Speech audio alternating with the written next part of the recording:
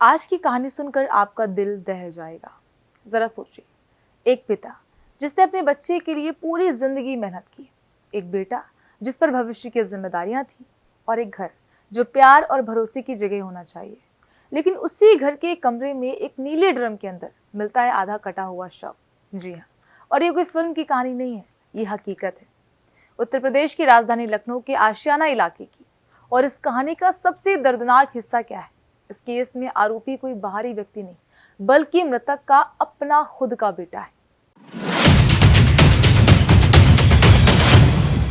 आज हम आपको इस पूरे मामले की शुरुआत से लेकर अब तक की हर परत खोलकर बताएंगे, इसलिए वीडियो को लास्ट तक जरूर देखिएगा, क्योंकि आखिर में हम बात करेंगे उस सवाल की जो हर माँ बाप और हर बच्चे को खुद से पूछना चाहिए। नमस्कार, मेरा नाम है सुप्रिया सिंह और आप देख रहे हैं न्यूज़ ट्रैक। तो ये पूरा मामला लखनऊ के आशियाना थाना क्षेत्र का है। ये वही इलाका है जहां लोग सुरक्षित और शांत माहौल में रहने की उम्मीद करते हैं। मृतक का नाम था मानवेंद्र सिंह, जिनकी उम्र 49 साल की थी, जो पेशे से वर्धमान पैथोलॉजी के मालिक थे। एक सम्मानित व्यक्ति, एक जिम्मेदार पिता, एक ऐसा इंसान जिनके समाज में पहचान थी। लेकिन 20 फरवरी के बाद से वो अचानक गायब हो जाते हैं। अब कहानी यहीं से शुरू होती है। मानवेंद्र सिंह के बेटे अक्षत प्रताप सिंह ने पुलिस को बताया कि 20 फरवरी की सुबह उसके पिता ने उन्हें जगाया। उन्होंने कहा कि मैं दिल्ली जा रहा हूँ, कल वापस आ जाऊंगा। सुनने में बिल्कुल सामान्य बात लगती है ना? लेकिन इसके बाद क्या हुआ? उनके तीनों मोबाइल फोन बंद हो गए।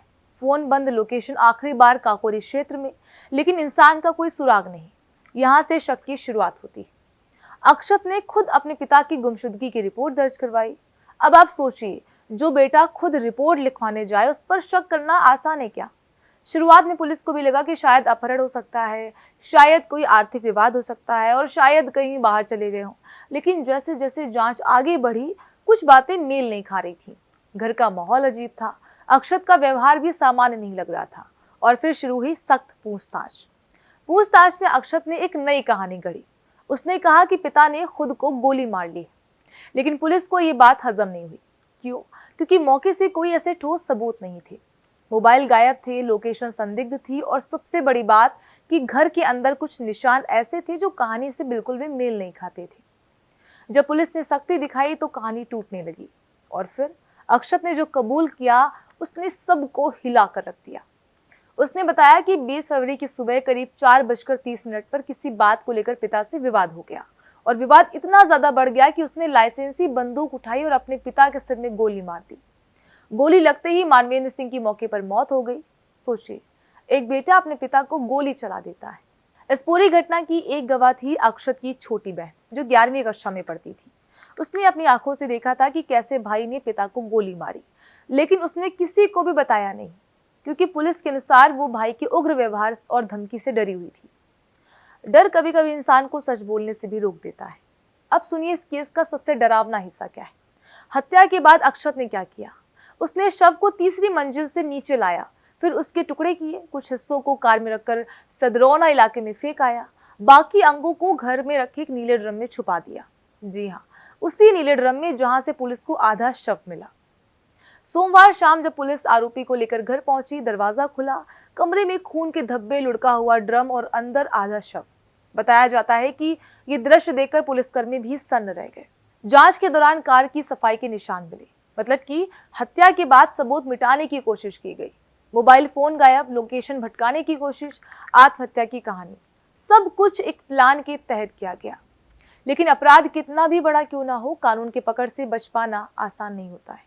मानवेंद्र सिंह मूल रूप से जालौन के निवासी थे। उनके पिता रिटायर्ड पुलिसकर्मी हैं, पत्नी का पहले ही निधन हो चुका है। घर में बस 2 बच्चे, एक बेटा और एक बेटी। पड़ोसियों के अनुसार अक्षत अक्सर पिता की बंदूक को लेकर रौब झाड़ता था। क्या ये गुस्से की आदत थी? क्या ये मानसिक तनाव था? क्या ये कोई आर्थिक विवाद था? इन सवालों के जवाब अभी भी जांच में सामने आने बाकी है।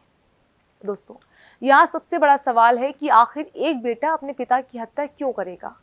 क्या ये सिर्फ गुस्से का मामला था? क्या परिवार में लंबे समय से तनाव चल रहा था? क्या कोई संपत्ति विवाद था या मानसिक स्वास्थ्य की अनदेखी थी? हम अक्सर घर के अंदर की समस्याओं को पारिवारिक मामला कहकर नजरअंदाज कर देते हैं, लेकिन कभी कभी ये चुप्पी एक दिन विस्फोट बन जाती है। फिलहाल पुलिस ने आरोपी को हिरासत में ले लिया है। फॉरेंसिक जांच जारी है। शव के बाकी हिस्सों की तलाश की जा रही है, विशेषकर सिर की। आने वाले दिनों में और भी कई खुलासे हो सकते हैं। और ये सिर्फ कोई क्राइम स्टोरी नहीं है, ये एक आईना है।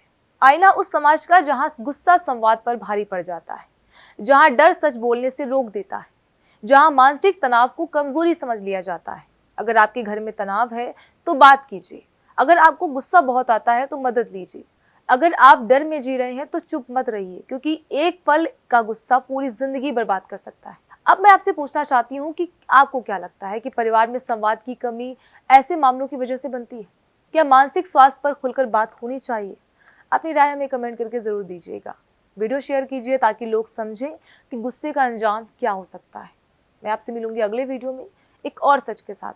लेकिन जाते जाते बस एक और बात, कि घर सिर्फ 4 दीवारों का नहीं होता है, वो भरोसे, प्यार और सुरक्षा का नाम होता है। तो उसे टूटने मत दीजिए। नमस्कार।